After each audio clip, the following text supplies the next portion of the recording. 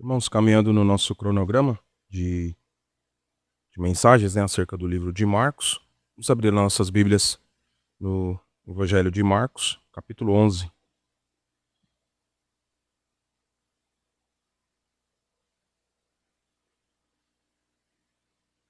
Marcos, capítulo 11.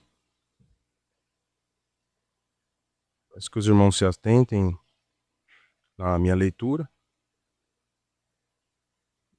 O capítulo um pouco extenso, mas sabemos que Deus irá nos direcionar e não vai nos permitir de perdermos a atenção e o foco. Marcos 11. Vou fazer a leitura. Mesmo assentados, irmãos, prestamos atenção acerca do que a palavra do nosso Deus diz nesta manhã. Quando se aproximavam de Jerusalém, de Betfage e Betânia, junto ao Monte das Oliveiras, enviou Jesus 2 dos seus discípulos e disse-lhes: Ide à aldeia que aí está diante de vós, e logo ao entrar achareis preso um jumentinho, o qual ainda ninguém montou. Desprendei-o e trazei-o. Se alguém vos perguntar por que fazeis isso, respondei: o Senhor precisa dele e logo o mandará de volta para aqui. Então foram e acharam o jumentinho preso junto ao portão, do lado de fora, na rua, e o desprenderam. Alguns dos que ali estavam reclamaram: que fazeis soltando o jumentinho?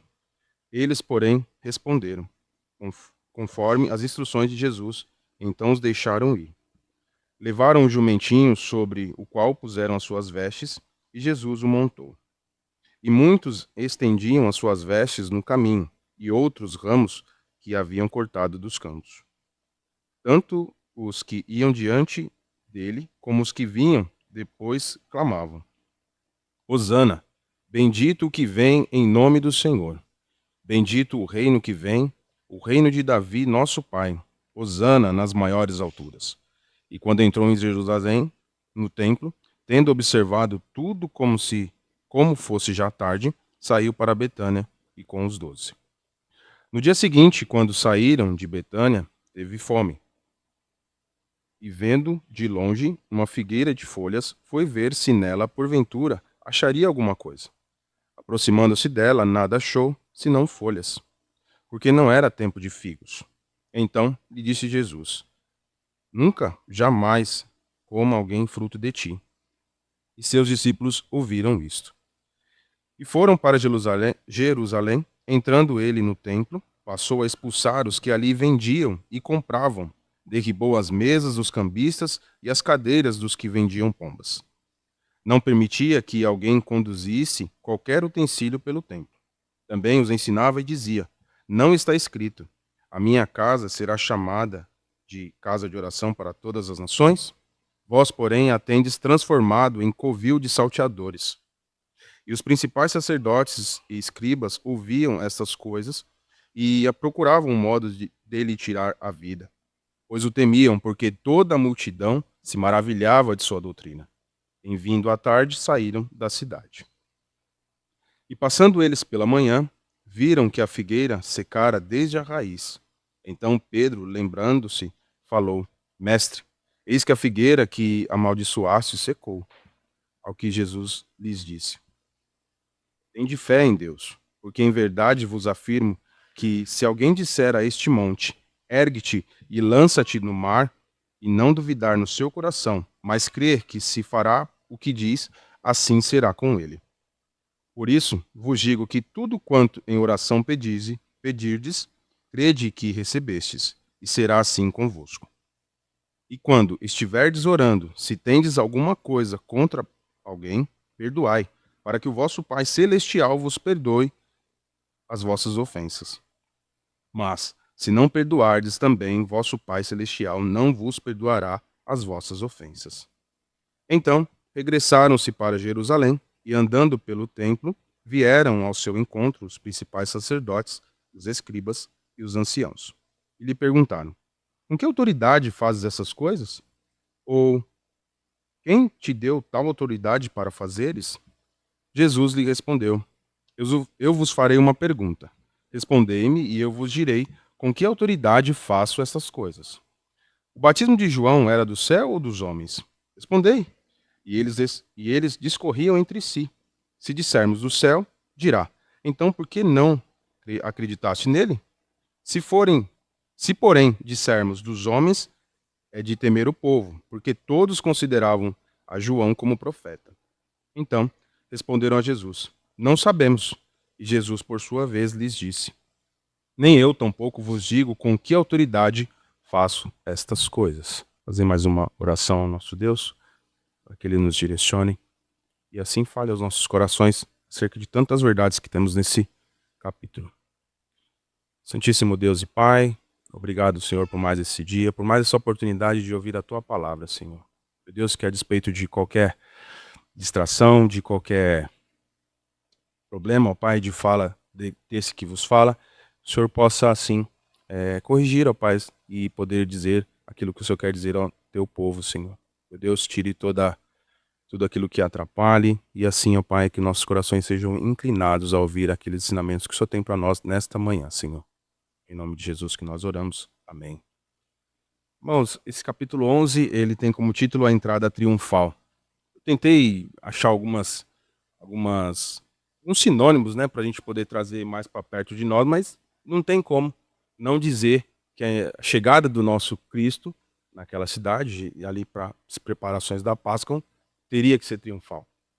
Mas eu me peguei acerca do significado dessa palavra e, de fato, se a gente for verificar os itens aqui, os elementos dessa hora tão esperada, tão assim proposta, e já dita por ele anteriormente, nós não vemos tanto triunfo assim, né? O triunfo naquela época, ele era determinado de acordo com as guerras, os resultados, os generais chegavam em cavalos imponentes, muitas coisas assim para chamarem a atenção do povo e de todos ali com aquela comitiva dita vitoriosa. Mas vemos que nosso Senhor, ele dá um exemplo de extrema simplicidade, né? No qual buscaram um jumentinho. A gente sabe que esse é um tipo de animal que ele é buscado para carga, para coisas não muito nobres, né? Nós vemos assim corridas de cavalo, aquelas competições de hipismo, a gente vê aqueles cavalos fortes, bonitos, né? A própria polícia, né? Ela usa uns cavalos fortes, imponentes na sua tropa para assim poder direcionar ali tumultos, algumas coisas assim. Mas não. Jesus escolhe um jumentinho, um animal que serve para carga, serve para trabalhos ali braçais forçosos ali para sua estrutura, ele aguenta, né, de fato, um animal forte, mas que não tem beleza, mas que não tem uma pelugem que chama atenção, não tem uma velocidade que se é invejável, mas sim, foi esse animal que nosso Senhor escolheu. E é de fato a simplicidade dele que nos chama atenção já no começo dessa sua entrada triunfal. Por isso que eu disse no começo, entrada triunfal sim, pelo nosso rei, pelo nosso salvador. Mas, de certo modo, contradizente, porque ele veio de forma simples. E ele nos mostra assim simples, mas não deixando de ser importante. É isso que nós vamos ver nos próximos versículos, né? Essa entrada de Jesus simbolizava ali para todo aquele esse apanhado, né, de simbolismo desse capítulo 11, a sua simplicidade, juntamente a sua humildade, né? Da mesma forma que eu disse que nós temos o cavalo, que ele é imponente, e, de certo modo, ele consegue se impor em ocasiões, né? Já um jumento, ele é um pouco mais arredio, né? Mas curioso que Jesus nos mostra aqui que ele pede um jumento que nunca foi montado. O seu Manuel pode me ajudar aqui nisso aí, seu José Osmar também, que esse animal é um tanto quanto teimoso, né? Mas até nisso nós podemos ver a soberania de Deus. Porque, de fato, um animal que não é domado, que não é dócil, fica meio complicado, né? Nós vemos que o cavalo tem toda essa oposição, toda essa imponência, e muitas vezes, né, temos até o ator que fez aquele filme Superman, ele ficou debilitado, teve aquele acidente devido a um acontecido com um cavalo, um acidente de cavalo, né? Então, nós sabemos que um animal qualquer que não esteja domado, e esse em particularidade, muito teimoso, e como eu disse, muito forte, poderia certamente causar um dano, né? E os discípulos sem entender por que um cavalo daquele, por que um animal daquele, e por que todas aquelas coisas. E isso já me faz pensar num primeiro detalhe, que às vezes nós duvidamos das circunstâncias do Senhor. Às vezes nós não vemos, nós achamos que por sermos cristãos, por sermos evangélicos, por sermos crentes em Cristo, não vamos passar por privações, não vamos passar por dificuldades, não vamos entender ou passar por aquilo que nós muitas vezes temos fraqueza nisso. Às vezes, por vezes, Deus usa meios, muitas vezes contraditórios a nós, e só nos resta aceitar. Os discípulos assim aceitaram. Meio arredios, né? Nós podemos ver que um pouco reticentes ali, porque não fazia muito sentido. Mas a primeira pergunta que eu tenho para os irmãos é: quem disse que tem que fazer sentido para nós? Quem disse que o sentido somos nós que damos, e não o nosso Deus? Basta nos crer. E vamos falar sobre isso mais para frente, sobre fé, sobre acreditar naquilo que não vemos.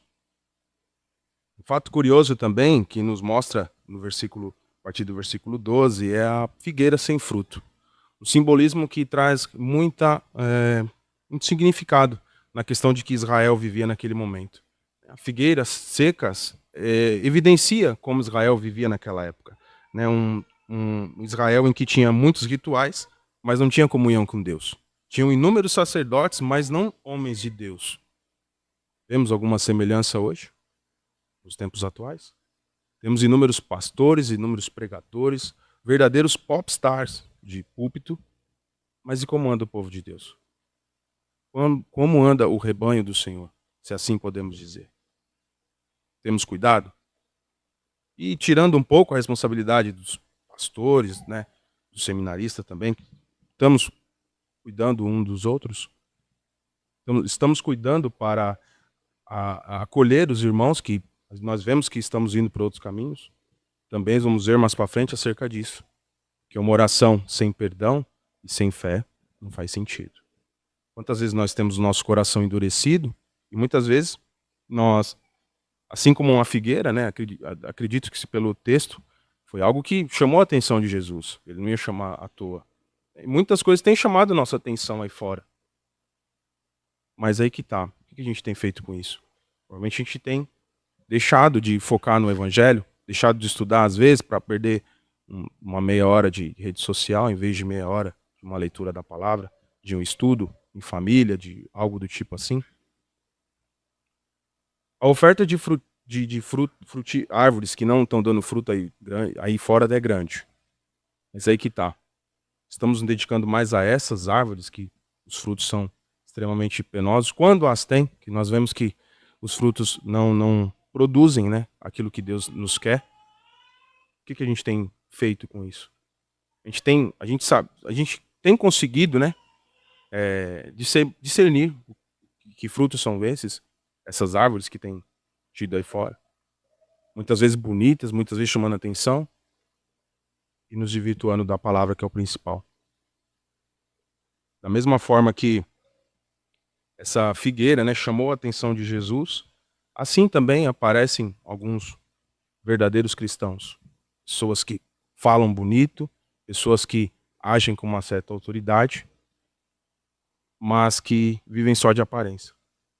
Muitas vezes, ainda mais nesse período eleitoral aqui, o meu município lá, já temos, né, o nosso prefeito, que assim Deus permitiu que fosse. Daqui de São Paulo ainda vai ser escolhido. A gente tem visto tanta coisa tanta gente dito evangélico, dito líder religioso, que tem usado a igreja para apoiar candidato X, candidato Y. Temos visto muito isso. E é motivo de nos alertarmos. Porque a gente vê muita questão de apoio, mas a gente não vê a questão do apoio no chão, do joelho no chão, joelho para orar, joelho para clamar a Deus por governantes melhores. Muitas vezes esses que apoiam, se preocupam em trazer ao púlpito aqui os seus candidatos ou outras coisas que acabam desvirtuando o culto. Tem feito isso com o seu povo e as pessoas estão indo. A gente vê que, às vezes, no meio cristão vemos isso. Pessoas que acabam levantando bandeiras e esquece que a nossa bandeira, né, a gente lê em alguns cantos que o nosso pendão real é a palavra de Deus. E às vezes nessa época a gente vê as pessoas meio eufóricas, esquecendo que temos 4 anos pela frente. Eu vivi isso, né? Alguns irmãos aqui trabalharam na eleição. Pode ver, as pessoas acabam esquecendo, né, de que na segunda-feira volta tudo ao normal, a vida segue. Os pecados continuam, as lutas continuam, as dificuldades continuam. E o povo de Deus, o que tem feito com toda essa informação? Com tudo que está sendo exposto? Nós vemos nossa Bíblia sendo atacada diariamente. Projetos de lei com outras coisas. E o que nós estamos nos posicionando? Estamos sendo como essa figueira que só vivia de aparência? Muitas vezes a gente vive de aparência. A gente tem medo, na verdade, da nossa aparência. Seja no trabalho, seja na escola. Peraí, mas se eu for cristão, pode ser que eu não vou ser bem quisto naquele grupo, os meus amigos do trabalho, os meus amigos da escola. E vai uma segunda pergunta. E quem disse que você tem que ser bem quisto por eles? Nosso Deus mandou a gente ir pregar o evangelho. Muito pelo contrário, a gente vê os exemplos das pessoas que serviram ao Senhor e dedicaram sua vida a Ele. Não foram resultados aqui, nessa terra, positivos. De colher frutos. Não, eles colheram na eternidade. Por isso que a gente tem que mirar lá. Não é em candidato X, Y, Z, não é em grupo tal, grupo acolá, e etc. Não, é na palavra do Senhor. Que nós não possamos ser essas figueiras sem fruto, essa figueira que só vive de aparência. O evangelho tem que ser aquilo que nos floresce. Nós vemos muitas plantas aí bonitas, flores que desabrocham, o girassol tem aquela cor bonita, que nós sejamos assim, que nós possamos reluzir o evangelho dessa forma. Não viver de aparência, não ser apenas aquela planta que está lá de enfeite. E que de fato nós não sejamos cristãos de enfeite aqui, para compormos um banco, para compormos um número, compormos uma ata, marcarmos presença na programação. Não. Nosso chamado é muito mais importante do que esse. Também um outro fato que eu quero trazer aos irmãos é sobre a purificação do templo. Outrora o nosso Senhor teve aquela atitude na questão de chicote, de expulsar aqueles mercadores no templo, mostrando ali que aquilo não é lugar. O templo do Senhor não é um local de negócios. E agora, nessa última sessão, agora caminhando para o final do seu ministério, ele vira as mesas e tem aquela situação agressiva, de fato, justa, que é a casa do pai dele, é a casa dele, E aqui nos revela também acerca de como temos vivido acerca da casa de Deus, como temos tratado a forma com que nós nos posicionamos na casa do Senhor, a forma que nós lemos a palavra do Senhor, a forma que nós prestamos atenção na palavra que tem dita aqui pelo pregador, os hinos que nós cantamos. Temos de fato sentido isso no coração? Lembrando que o nosso corpo é templo do Espírito Santo. Você tem cuidado desse templo? Você tem cuidado daquilo que Deus deixou para você? A nossa casa, se a gente não limpa ao longo da semana, certamente vai chegar um momento que você não vai conseguir nem entrar. Seja você que tem rinite, seja você que tem uma alergia a alguma coisa, porque junta sujeira. Junta sujeira. E o que a gente faz para eliminar essa sujeira? É limpando. Exatamente. É limpando. Temos limpado a nossa sujeira diariamente. A sujeira que eu falo do pecado, os irmãos bem entendem.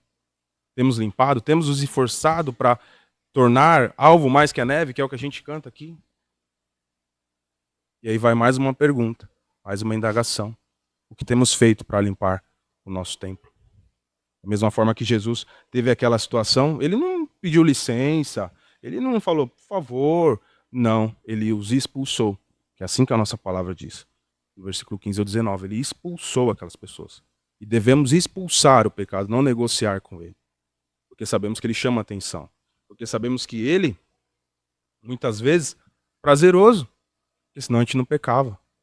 Mas temos que expulsar, temos que limpar e eliminar. Para assim poder apresentar ao Senhor um templo digno para que ele possa adentrar. Irmãos, também algo que chama atenção é o fato de que naquela época, quando Jesus cita sobre covil de salteadores, era como se a casa de Deus tivera sido usada naquele momento para esconder pessoas que agem com corrupção, pessoas que roubam, pessoas que cobravam, né, taxas exorbitantes ali para os animais. Ali tinha a questão da moeda, que não podia ser usada a moeda X, tinha que ser usada a moeda deles, e aquela era muito mais cara. Os animais para os sacrifícios tinham que ser animais daquele tipo, daquele lugar, e com aquele valor que deveria ter sido pago, né? Muitas vezes nós queremos impor algumas coisas que nós achamos ser prudentes na casa de Deus, na nossa vida, mas que no fundo são meros caprichos. E por vezes nós acabamos corrompendo a nossa vida. Jesus nos alerta acerca disso. Não podemos negociar com o pecado. Não podemos negociar com aquilo que corrompe a nossa alma. Nós sabemos o que é. Você sabe o que é. Eu sei o que é. Então combatamos isso com afinco, com coragem, da mesma forma que Cristo fez. Também uma parte impressionante que vemos aqui também é sobre a fé e a oração. Eu gostaria de investir um pouco de tempo nisso, porque por diversas vezes a gente lê e não compreende de fato o que a gente precisa ter e como nós oramos, né? Oramos em nome do Senhor Jesus, fazemos nossos pedidos, fazemos nossos agradecimentos, fazemos nossas súplicas. Mas nós podemos observar aqui que no versículo 22 ao 26, nós podemos ver que Jesus, ele exemplifica, mas ao mesmo tempo a nossa mente, se a gente for refletir acerca desses 4 versículos aqui, nossa mente explode. Porque Jesus coloca que se a gente tiver fé, a gente consegue mover uma montanha. E às vezes quando a gente é criança, né, até uma determinada idade, a gente pensa, fala, poxa, mas a fé para mover uma montanha? E a gente consegue observar que essa montanha, de fato, não é simplesmente uma montanha, algo assim. Mas às vezes essa montanha que Cristo quer dizer é o nosso pecado, que a gente não consegue ver o outro lado. É a nossa dificuldade de nos colocarmos frente à obra do Senhor. É a montanha que faz com que crie uma barreira entre aquilo que nós deveríamos fazer e não fazemos. É dessa fé. E por outro lado também, ele diz que se com autoridade você pedir ao Senhor, Deus vai te dar. Às vezes nós invertemos um pouco essa questão, porque nem tudo que nós pedimos, Deus tem que dar. Não é porque a gente tem a nossa fé naquilo que vai se concretizar. A nossa fé primeiro tem que vir pelo ouvir a palavra de Deus. Os nossos desejos, as nossas petições têm que estar alinhadas, né? Eu sempre gosto da ilustração que o pastor dá acerca da responsabilidade humana e a soberania de Deus, e vejo que se aplica muito bem nessa questão, né? Não podemos andar para um lado e a vontade de Deus andar para o outro. Não tem como eu pedir algo que vai me afastar da casa de Deus, não tem como eu pedir algo que vai entristecer o meu irmão, não tem como eu pedir algo que vai entristecer o nosso Senhor. Mas para isso nós temos que estar conectados através da oração. E a oração sem fé em Deus não produz efeitos, né? Mas essa fé é acreditar naquilo que você não vê. Nós sabemos disso. Mas nós sabemos na letra. Por que eu falo que a gente sabe na letra? Porque nós somos ansiosos com muitas coisas. Nós temos medo. De fato, a gente não vive essa fé que Deus nos coloca aqui. A gente não vive a fé em Deus de fato genuína e única. Muitas vezes a gente se perde com nossas ansiedades, com nossos medos. Quem aqui não tem medo do filho ficar internado ou doente? Ou você um pouco mais extremo, de perder seu filho? Temos medo disso. Quem não tem medo de perder seu emprego e amanhã se vê desassistido, sem comida, sem casa, né? Vemos no último final de semana ontem, né? De sexta para sábado. Quem teve conseguiu andar por aí, viu como é que estava a cena de destruição. Mas eu digo, quem de nós, naquele momento ali, não ficou com medo? Acho que muita gente ficou.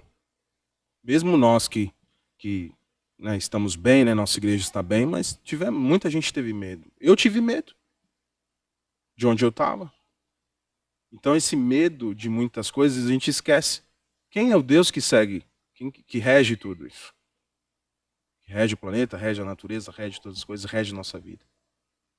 Naquele momento daquela tempestade, a gente pôde observar como a meteorologia e como essas pessoas que estudam bastante, de fato, a palavra previsão deu muito certo ali. Ainda bem que é previsão, então eles podem sair pela tangente. Mas, de fato, nós não estávamos preparados para aquilo. Nem eles estavam preparados para aquilo. Pode ter o satélite que for, pode ter a tecnologia que for, pode ter o sei lá o que está fora do nosso conhecimento tecnológico. Não conseguimos prever. E com isso, desastres aí e prejuízos até hoje e possivelmente para os próximos dias. Mostrando como nós somos pequenos.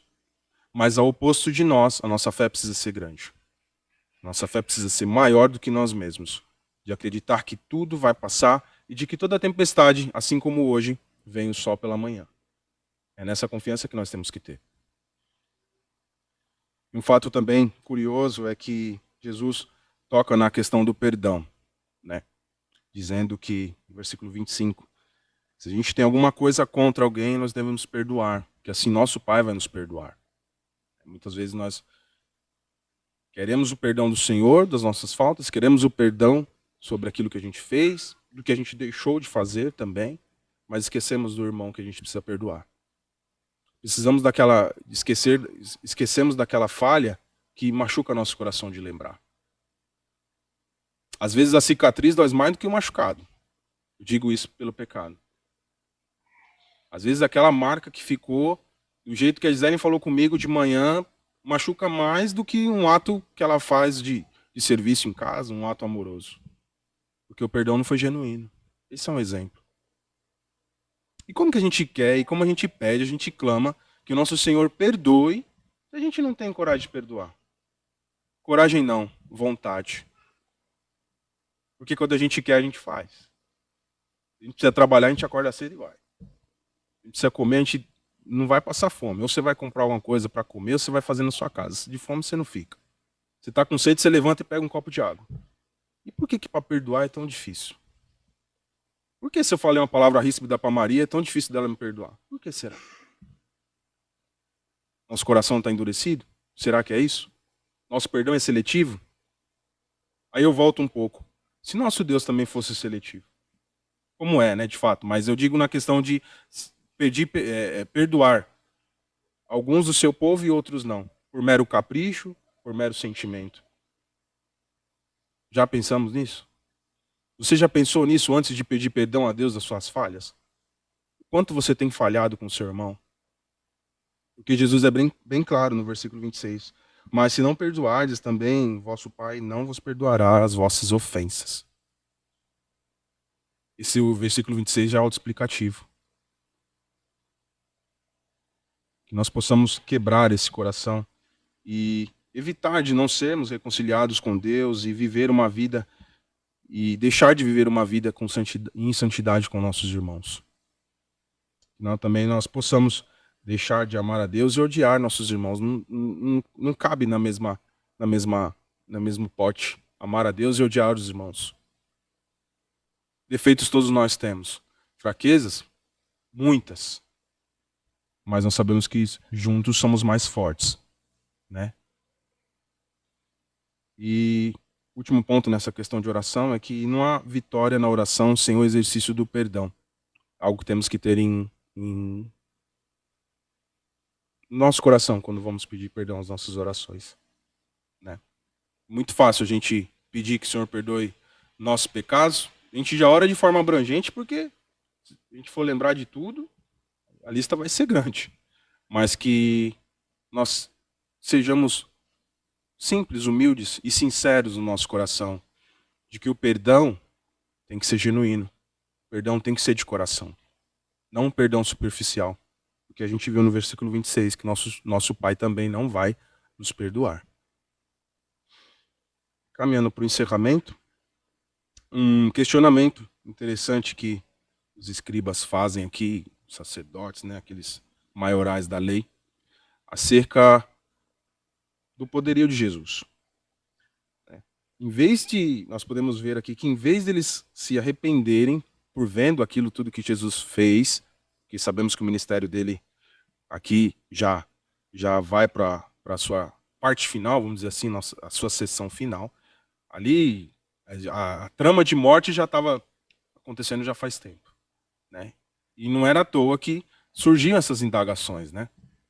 E uma delas é a questão de João Batista, né? Se aquela questão de que se João Batista tinha autoridade, se ele era o profeta de Deus, e eles ficaram num certo dilema porque eles não imaginariam que Nosso Senhor iria perguntar acerca de se o batismo de João Batista era de fato era do céu, era de Deus no caso, ou não. E aí o dilema se estabeleceu ali. Porque se eles respondessem que não, o povo os condenaria. E por mais que eu disse que a entrada de Jesus foi simples, não esqueçam que foi triunfal. Por mais que foi no jumento, a gente pode ver que tem os ramos, que tem aquelas coisas que as pessoas usavam para que a entrada de Jesus fosse feita. Então tinha uma certa multidão ali. E eles não queriam comprar uma briga. Você brigar com uma pessoa é fácil, agora você brigar com 100 fica mais difícil, por mais que você seja forte. E com esse diálogo que Jesus ali impõe, com aquele jogo de palavras, de questionamentos, eles, de fato, a gente vê a misericórdia do Senhor, porque ele deu a oportunidade deles reconhecerem quem João Batista era e quem, consequentemente, Jesus era. Mas mesmo assim, eles preferiram agir com covardia. Eles preferiram ficar ali encurralados e mentir acerca daquilo que eles já sabiam a resposta. Muitas vezes a gente quer mentir para nós mesmos acerca de quem somos. Muitas vezes a gente quer passar uma pessoa que nós não somos. Mas a gente tem que lembrar que para o próximo aqui, aquele que não está com a gente todos os dias, a gente até pode tentar por um tempo. Mas para Deus não. E por mais que eles ficaram encurralados acerca do questionamento de Jesus, eles se furtaram acerca da verdade e preferiram descansar na sua hipocrisia. E muitas vezes a gente quer passar uma imagem que nós não somos. Muitas vezes a gente olha para o espelho e quer enxergar uma pessoa que você não é. Porque se nós estamos aqui hoje é por Cristo, porque Ele nos escolheu. Não é por mérito nosso. A gente não deveríamos estar aqui. Mas aprova o Senhor nos escolher. E o que a gente tem feito com isso? Se essa escolha é tão boa, por que a gente não consegue falar do Evangelho? Por que a gente não consegue trazer as pessoas para a casa de Deus? Por que a gente não consegue direcionar os perdidos para Deus? Se isso é tão bom, se isso é tão maravilhoso, eu acho que é de fato algo que a gente deve refletir. A gente tem se furtado à hipocrisia, a um evangelho simples, pequeno. Irmãos, sei que eu me alonguei um pouco, mas é nítido que a palavra de Deus nos diz acerca de que nós devemos deixar Jesus entrar de fato na nossa vida de forma triunfal. E que também nós temos que revelar os nossos frutos. E revelar os frutos aqui é dar bons frutos, mas frutos que a palavra diz. Não é o seu trabalho, não é a sua amizade, é a palavra de Deus, é a verdade. E que também nós somos templo do Espírito. E por último, que Jesus deve ser a autoridade máxima em nossa vida. Não devemos titubear sobre a nossa fé e em quem cremos. Né? Sabemos que amanhã é segunda-feira, sabemos que amanhã temos nossas batalhas, nossas dificuldades, mas não esqueçamos quem é o Cristo que rege a nossa vida, quem é o Cristo que rege a nossa igreja e que nós somos templo do Senhor. Amém, irmãos?